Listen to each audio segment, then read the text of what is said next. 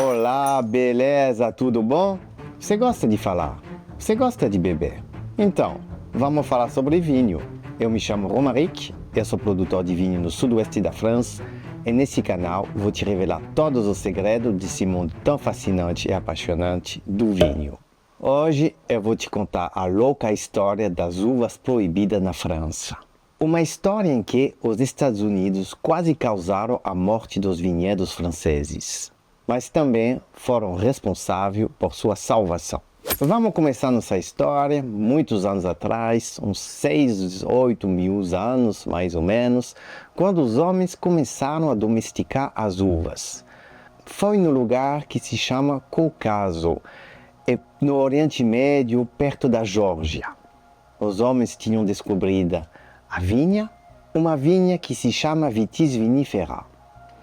Eles começaram a tentar fazer vinho, provar ela, e começaram a implantar uvas na Europa toda, selecionando as melhores uvas, e criando ao longo do tempo as cepagens, o Merlot, o Cabernet Sauvignon, Syrah, Chardonnay, etc. Ao mesmo tempo, ao outro lado do Atlântico, na América do Norte, tinha uva também. Uma uva que se chama Vitis labrusca. Enfim, eu não vou contar a história, toda a parte da história, como os romanos, os gregos e outros povos implantaram as vinhedas na Europa. Agora, a gente tem nossa uva vitífera na Europa, uma uva na América, e os homens começaram a viajar entre os continentes. E um belo dia, aí que vai começar a história das uvas proibidas, em 1850, uma doença chegou junto com essas uvas labruscas dos Estados Unidos, chamada de ódio. Essa doença é um fungo, e ela começou a matar as uvas vitíferas da Europa. Rapidamente, foram os ingleses que acharam, descobriram que o enxofre protegia as vinhedas francesas. E tem que saber que até hoje o enxofre é usado ainda. E foi um dos primeiros pesticidas, fungicidas, nesse caso, da agricultura moderna. Outra coisa importante para saber, nessa época, os franceses bebiam de 150 a 200 litros de vinho por pessoa. Era muito vinho. Mas também a água não era muito confiável. Então beber o vinho talvez era a melhor opção. Uns 10 anos depois, infelizmente chegou uma outra doença dos Estados Unidos, junto com essa uva labrusca. Era uma praga dessa vez, chamada o famoso filoxera. Essa praga começou aos poucos a matar os vinhedos europeus, e os homens começaram a se assustar e tentar achar soluções. Foi descoberto que os pés americanos da espécie labrusca não pegavam nem a doença ódio, nem essa praga. Então os homens começaram a plantar 6 variedades americanas: a Isabelle, Clinton, Jacques, Othello, Noah, Herbemont, e perceberam que essa uva produzia muita uva, não pegava doença, que era bem prática e bem fácil de cultivar. Era uma super solução. Estamos mais ou menos nos anos 1870. Eu imagino que a comunicação é difícil na época e que algumas pessoas tinham a solução, outras não, e a praga continua a matar as uvas francesas. Ao mesmo tempo, pesquisadores, que a gente chama de hibrideurs, começaram a cruzar as uvas francesas e americanas para criar uva mais resistente. Esses pesquisadores pegaram as uvas americanas, uvas francesas, e a uva ela não precisa de abelha para se polinizar, ela é macho e fêmea. Eles têm uma técnica que se chama hibridação. Eles vão fazer simples. Eles vão castrar a uva, tirar o macho de um pé, pegar a fêmea, o macho do outro lado, ou ao contrário, não sei exatamente essa técnica, Enfim, vão misturar duas variedades e criar uma nova uva. Por exemplo, num pé de uva branco pode nascer uma uva tinta. Aí vão pegar os pepinos, plantar os pepinos e, se der certo e que nasce um novo pé de uva, aí eles criaram uma nova variedade.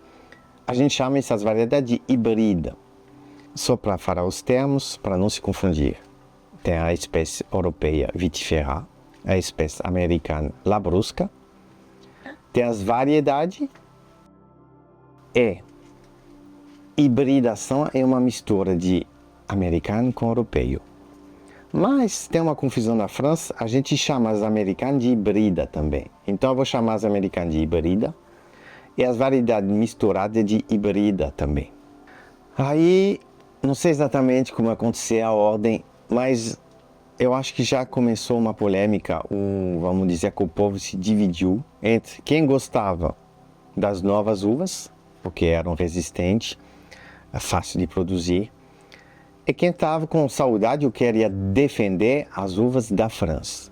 Aí as pesquisas continuaram, eles acharam que sim, eles pegassem a raiz americana do Labrusca e uma variedade francesa. Eles fizeram um enxerto, eu vi que a palavra é assim em português, a gente fala de transplante na França. Enfim, misturar as duas uvas, isso protegia contra a doença filoxera. Estamos em 1880, mais ou menos, e chega uma nova doença dos Estados Unidos que se chama míldio. Acho que vocês já ouviram falar. Temos 3 doenças até agora. O ódio, que a solução é colocar enxofre, que é um fungo. A praga, a solução é fazer um porta-enxerto, misturar as duas variedades. E temos agora o míldio. Isso até eu não acredito, mas eles acharam uma defesa é de jogar cobre nas uvas, porque um produtor estava cansado dos ladrões pegando uvas. Ele jogou cobre, ele quis jogar um veneno nas uvas deles para os ladrões não pegar. Ele descobriu que isso protegia desse fungo míldio. Tem que imaginar que isso vai devagar. A doença aos poucos, não foi tudo de repente. Agora estamos quase no fim do século XIX, o início do século XX. Uma parte dos franceses começavam a plantar com porte-enxerto, misturando os pés de uva da variedade americana com francês, para salvar a cepagem francês, Merlot, Cabernet Sauvignon, etc. Uma outra parte da população plantava uvas americanas diretamente, as 6 que eu falei. E também tinha aquela espécie de hibridação. Tem 2 que são bem famosos, talvez vocês já ouviram falar, o Bacot e o Villar Noir. Esse período durou mais ou menos 30 anos. Passou por guerra, acho que foi muito complicado, com certeza, nessa época. E em 1932, o governo francês decidiu de proibir as 6 uvas americanas. O motivo foi, eles disseram numa campanha, numa propaganda, que não dava vinho bons, produziam demais e desvalorizaram os vinhos, e também uma coisa que foi demonstrada que foi totalmente falsa, deixavam as pessoas loucas. Nos anos 30 e 50, aí a técnica do porta-enxerto ganhou, era a maior parte do vinhedo francês, mas tinham ainda muitos híbridos. Em 1955, a França obrigou as pessoas a arrancar todos os pés híbridos americanos, os 6 que eu falei. E até o fim do século XX, as uvas eram ainda misturadas entre híbridos americanos que quem não arrancou, e vinhas com porta-enxerto. Aí chegamos no início do século XXI, eu acredito que a maior parte dos híbridos foram arrancados, os híbridos americanos, e em 2003 a lei saiu e os produtores podiam colocar de novo os 6 híbridos americanos. O engraçado, gente, 70 anos depois, eles deixaram, após ter falado que não fazia vinho bom, que deixava as pessoas loucas, autorizaram de novo. Mas eles não autorizaram para fazer vinho, só para plantar. Mas pelo menos que tinha ainda, porque tem gente que tem ainda. Tem uma região que se chama Cévennes, e eles nunca arrancaram, na verdade. Eles estavam um pouco escondidos nas montanhas, mas foram fora da lei durante 70 anos. Outra coisa importante que eu não falei, na verdade, sempre teve pesquisa, sempre teve pessoas querendo misturar as variedades, porque eu fiz um vídeo falando de como é que ser um produtor de vinho orgânico. Assista lá, seria bom, porque é muito trabalho de colocar o enxofre, colocar o cobre. Então sempre o povo teve atração, se apaixonou por essas uvas mais resistentes. Aí os alemães e os suíços nunca pararam de pesquisar. Esses, acreditar ou não, eles continuaram a fazer variedade. E uns poucos anos atrás foram autorizados na França. Sim, hoje, na região Champagne, eles plantaram Voltis. Tem outro que se chama Artaban, Cabernet Cortis. Então essa história nunca parou, na verdade. Essas novas variedades mudaram um pouco o processo. São hibridação, mas eles pegam mais uvas vitíferas. Eles estão tentando achar os pesos mais resistentes, mais fortes, e multiplicar eles. A gente não chama mais essas uvas de híbridos, mas de resistentes. O que está acontecendo hoje? Teve essas pragas dos Estados Unidos que obrigaram os produtores, os cientistas a achar soluções, e hoje tem novos problemas climáticos, também o custo de vida dos produtos, também a mudança do consumidor. Então os produtores estão procurando uvas mais resistentes ao calor, à umidade. Também eu acho que estão querendo colocar menos produto para proteger o planeta e a saúde das pessoas. E nos Estados Unidos, o que aconteceu? Nos Estados Unidos, porque os americanos queriam as uvas europeias para fazer vinho, o vinho famoso da Califórnia tem variedades europeias, eles usaram a mesma técnica que os europeus, com porta-enxerto. Então eles pegaram o pé deles, a raiz deles do Labrusca. Na verdade, eu falei só Labrusca, mas nos Estados Unidos tem tem outras espécies. Enfim, eles pegaram o Labrusca e colocaram as cepagens, Merlot, Zinfandel, Syrah europeias. No Brasil, você pode tomar um suco de Isabela. Também tem aquela Bordeaux. E a Bordeaux, agora você vai entender, ela tem nada a ver com o Bordeaux. Ela é uma vinha americana. Por que tem essas uvas no Brasil? Porque, como eu disse no início, elas são super resistentes. Elas não pegam fungos, aguentam o calor, aguentam a umidade. Mas vocês perceberam que elas têm um sabor bem diferente? Você pode brincar do Brasil. Bebe um vinho de Labrusca e um vinho de Vitifera. Você vai logo achar a diferença. Toma um suco também. Você tem sorte, né? Não pode ser proibido na França. Algumas curiosidades, essa praga Phylloxera, ela não consegue andar se mover na areia. Tem alguns pés isolados no Oriente Médio, alguns na Europa, que tem 300, eu vi até 500 anos. São pés que nunca morreram.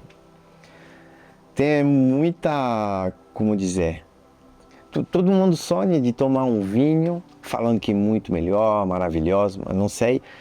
Antes que chegou essa praga, um vinho antes do Phylloxera, significa que ele não tem porta-enxerto. Então seria um vinho mais puro, mais europeu ainda. Mas não sei se é verdade, se é melhor mesmo. O Hybride Bacot e Villars, que eu falei, que são híbridos franceses, eles nunca foram proibidos, esses dois. Só os 6 americanos foram proibidos. Na região onde eles fazem o Armagnac, tem muito destilado feito com o Bacot. Na França, eu falei, tem uma região que eles nunca arrancaram, eles lutam para poder vender vinho. O que acontece? Tem pessoas fazendo vinho assim com os 6 americanos, mas eles vendem sem, como dizer, o mercado negro, piratas. Eu provei faz muito tempo, eu não lembro do gosto, mas eu achei legal, eu não achei nada de errado. Muitas pessoas falaram que esse híbrido era ruim, mas eu acredito que não era tão ruim, talvez o vinho era mal feito simplesmente. As variedades que eu falei, as novas variedades alemã e suíça, o Voltis, Artaban, etc. Eu provei Floreal, muito bom, gente, vale a pena experimentar. E vai ser o vinho do futuro, então vocês vão experimentar. Para dar uma noção, eu não tinha falado também, o Isabelle, eu vi uma reportagem, o produtor fazia 350 hectolitros por hectare. Um vinho normal faz 40, 30. Então produz 10 vezes mais. Outra curiosidade, como é uma uva super resistente, você tem mais probabilidade de achar um Isabelle, certamente o Bordeaux, orgânico no Brasil. Repara isso. Gente, eu espero que eu fiquei um pouco claro sobre tudo. Concluindo, a gente pode pensar, foi muito bom que os europeus lutaram, algumas pessoas lutaram para achar uma solução para não perder a cepagem, as variedades francesas. Sem eles, sem essa técnica do porta-enxerto, sem eles lutar jogando enxofre, cobre e outros produtos que chegaram mais tarde, sistêmicos, a França não teria feito esses vinhos maravilhosos, não teria tido tanta fama no mundo. Isso ajudou certamente a economia do país, ajudou a economia do país, sem dúvida. Ao outro lado, se as pessoas que plantaram esses híbridos americanos, que fizeram essas misturas, se a gente tinha deixado eles trabalhar, fazendo pesquisa, talvez eles teriam feito vinho maravilhoso também. Talvez teriam criado novas variedades. Talvez novas variedades teriam nascido naturalmente. Eles estariam ajudando a menos poluir, até um trabalho mais simples para os agricultores. A gente pode ver que os dois tinham os argumentos bons e tinham razões. Eu acredito que vai ter bastante híbridos no futuro. É que o mundo do vinho ainda vai mudar, e os sabores vão mudar, e que a história não acabou, mas são coisas que vão muito devagar. Obrigado por ter assistido. Espero ter ajudado você a entender esse mundo tão fascinante do vinho. São tantas coisas. Me fala em comentários se eu esqueci uma coisa, as informações que você tem, tudo que a gente pode compartilhar para melhorar nosso conhecimento. Muito obrigado mais uma vez. Saúde e até a próxima.